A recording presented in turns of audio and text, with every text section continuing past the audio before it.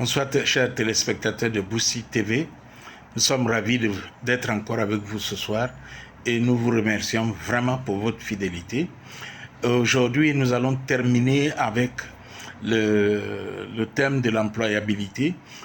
Aujourd'hui, nous allons parler de comment le nouveau diplômé doit négocier son salaire. Voilà. Mais je voudrais vous demander, si les autres vidéos vous ont plu, s'il vous plaît, cliquez la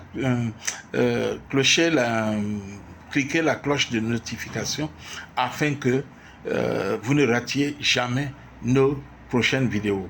Par ailleurs, partagez ces vidéos afin que vos amis, les nouveaux diplômés et les membres de vos familles puissent puissent visionner ces vidéos. Et je suppose que si ça vous a fait du bien, ça va aussi leur faire beaucoup de bien. Eh bien, alors, la première chose à faire, avant d'entreprendre une négociation ferme et détaillée, montrer à l'entreprise que vous avez les compétences appropriées, pour le poste qu'il vous propose. Ça, c'est très important. Vous venez vous vendre et c'est le prix de la marchandise que vous êtes, que vous négociez. Et pour que l'interlocuteur, l'employeur puisse vous apprécier, il faut que vous soyez bien vendu. Vous ayez montré tous les avantages à vous avoir avec lui. Et, que vous soyez actuellement au chômage ou tout simplement prêt à changer de carrière, cette démarche est aussi pour vous. Faites des recherches sur l'entreprise et la situation économique présente. Parce que les situations économiques peuvent varier. Une entreprise peut payer bien à une période donnée parce que c'est la période faste. Et puis à une autre période, elle ne payera pas autant qu'elle payait avant. Renseignez-vous sur le secteur. Voilà. Renseignez-vous très bien sur le secteur.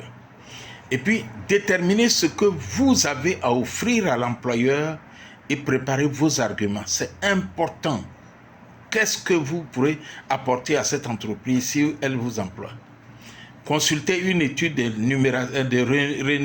rémunération. Renseignez-vous pour avoir tout ce qu'il y a comme étude, qui peut vous permettre d'être situé. Il ne faut pas vous vendre trop cher, il ne faut pas vous vendre moins cher. Et puis à partir de là, vous déterminez la fourchette dans laquelle vous allez vous mettre. Une marchandise trop chère n'intéresse personne. Une marchandise moins chère n'intéresse pas forcément les personnes que ça devrait intéresser. On va dire, c'est quelque chose de moins cher, ce n'est pas de la qualité. Mais si vous êtes bien vendu, vous savez montrer que vous avez de la valeur. Vous pouvez vous coter un peu plus que quelqu'un d'ordinaire. Voilà. Être embauché, ce n'est pas une fin en soi. Ne pas en faire une fixation. Si vous n'avez pas été embauché, ce n'est pas grave, vous n'êtes pas perdu. Ne pas compter sur l'État pour vous trouver un emploi. L'État vous a fait du bien, peut-être même en vous permettant d'aller à l'école sans payer cher. Mais n'exigez pas de l'État que l'État vienne aussi vous trouver un emploi. Pendant que vous faites vos études, réfléchissez à un plan B. Avant la fin de vos études, vous savez quel est le plan B au cas où vous n'êtes pas employé, soit par la fonction publique, soit par le secteur privé. Et puis, il faut considérer que votre premier emploi doit vous permettre de faire de l'épargne pour vous permettre par la suite de réaliser votre plan B. C'est-à-dire, par exemple, vous auto-employer. Créer une activité à côté de votre salaire. Il est aussi important de compléter sa formation avec des certificats ou des diplômes en gestion, en marketing, en gestion administrative, en business management, en gestion commerciale, etc. Autre chose, c'est qu'il faut valoriser les compétences acquises à l'école de la vie. C'est-à-dire que si vos parents étaient des planteurs, il faut que vous les avez accompagnés et aidés pendant longtemps. Moi, je vous conseille, sachez que ce que vous avez appris auprès des parents n'est pas perdu. Et que si vous ne trouvez pas un emploi, vous pouvez retourner à la terre et utiliser la compétence acquise à l'école, l'associer aux compétences acquises à l'école de la vie auprès de vos parents et faire développer l'activité de vos parents. OK? Ou même développer la vôtre. Demandez à vos parents de vous donner un terrain quelque part et vous combinez les deux compétences et vous développez donc cette activité. OK? Et vous verrez que vous ne perdrez pas du tout du temps. Vous n'allez pas être là à mendier ou à dormir à 25-30 ans chez vos parents alors que vous êtes un diplômé qualifié. Je vais maintenant vous donner quelques exemples de diplômés qui se sont auto-employés.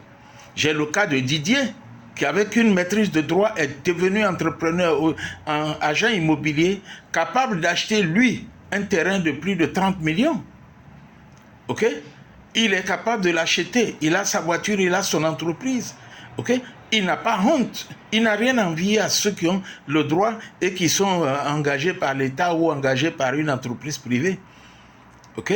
Je connais encore le cas d'une autre qui s'appelle Mireille et qui a une maîtrise de droit et qui s'est lancée dans l'agriculture et l'élevage au point de devenir fournisseuse du groupe Accor. Je connais Mademoiselle K, je ne dirai pas plus, qui a eu une licence en sciences, OK, à l'université Félix Houphouët-Boigny, et qui a créé une entreprise de vente en ligne et a acheté un terrain dans sa région et prend en charge ses frères et sœurs et a pu faire venir un conteneur de Chine. OK, c'est une jeune fille que nous coachons, faire venir un conteneur de la Chine. À 23 ans, elle est partie seule. Elle est revenue avec son conteneur un mois après. OK? Et un autre étudiant, licencié, Y, qui a aujourd'hui un magasin de chaussures et de costumes. Il n'a pas été sélectionné pour faire une maîtrise. Il n'a pas dit que c'est une fin en soi parce qu'il voulait forcément faire un master. Non, il dit on ne peut pas me prendre un master. OK, je m'investis dans autre chose. Il a suivi des cours de Boostich. OK? Aujourd'hui, il a son entreprise. Un autre qui a suivi les cours de Boostich et qui s'est rendu compte, il a suivi le module polyvalence professionnelle, il s'est rendu compte qu'il a un bagage acquis à l'école de la vie. Il est allé commencer aussi ce qu'il a appris auprès de sa mère, c'est-à-dire l'élevage des poulets hybrides. Aujourd'hui, en 2021, oui, c'est lui qui m'a vendu les poulets qui m'ont servi pour les fêtes de fin d'année. OK? Et donc, je vais terminer donc avec cette rubrique de la vidéo de ce jour en vous disant, la marchandise que vous avez à vendre, c'est vous-même. Le diplômé n'a de marchandises à vendre que lui-même. Trouver un emploi relève avant tout la responsabilité du diplômé. Ce n'est pas l'État, ce ne sont pas vos parents, ce n'est pas l'école. C'est à vous de polir votre image, d'améliorer vos compétences pour être polyvalent et vendable. Que le ministère impose à toutes... il faut vraiment que le ministère impose dans toutes les structures de formation qu'on impose la gestion d'entreprise, la création et la gestion d'entreprise. OK?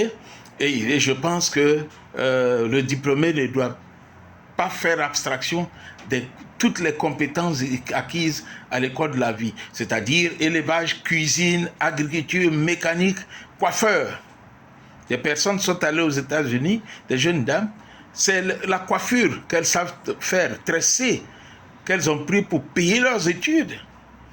Avant la fin donc de la formation, le diplômé, j'insiste, doit avoir réfléchi à son plan B, OK, qui va lui permettre donc d'être un auto-employé. OK, voilà. Donc, ainsi, je voudrais vraiment vous inviter, si vous avez aimé la vidéo, partagez avec votre famille. Boosty TV, c'est cette TV qui véhicule le leitmotiv de Boostich qui est voir autrement, percevoir autrement et agir autrement. Et nous sommes en 2023. Tout ce que vous avez vu en 2022, faites tout pour percevoir ce qui se cache dans ce que vous avez vu en 2022. Et puis ne restez pas là, parce que si vous restez là, vous êtes un grand rêveur. Agissez, prenez des résolutions et vous verrez que votre entreprise sera dans votre main, que votre réussite sera dans vos mains à la fin de cette année et vous pourrez vous en réjouir. Boosty TV, je vous mettrai en commentaire, non, je vous mettrai l'adresse email sur laquelle vous pourrez nous joindre, ok, pour éventuellement des conférences et des conseils, etc. Nous faisons aussi du coaching personnalisé. À bientôt. Bye bye.